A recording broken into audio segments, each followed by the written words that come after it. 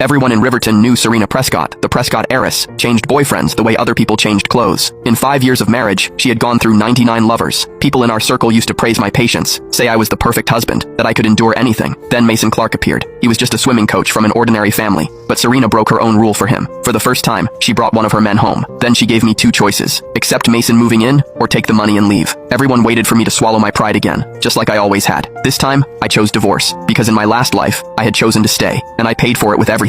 Mason kept pushing, step by step, until Serena only allowed herself to see me once a month. In the end, they had a son and a daughter, and lived like a perfect family. I spent my life guarding a marriage in name only, then died sick and alone in a nursing home. Now that I had been given another chance, I wanted only one thing from Serena Prescott: half the fortune, and all my freedom. The private room went dead silent. For the first time, a crack appeared in Serena Prescott's calm expression. She stared at me and asked, "Caleb Warren, are you sure?" I didn't bother repeating myself. I signed the last page of the divorce agreement and pushed it across the table. "Yes," I said, "I'm sure. When will the money be transferred? I need to go home and pack." How could I not be sure? In my last life, I'd been stupid enough to believe that as long as I was still her husband, no one could truly take my place. I thought we had history. I thought if the misunderstanding from years ago was cleared up, maybe we could go back to what we had been. Instead, I got to watch Serena and Mason grow old together, surrounded by children and grandchildren, while I became an invisible servant in the Prescott household. Everyone mocked me, a man who couldn't even control his own wife. Near the end of my last life, I went to the hospital to bring Serena food when she was sick. Outside her room, I heard her laughing with Mason. She told him that scandal from back then,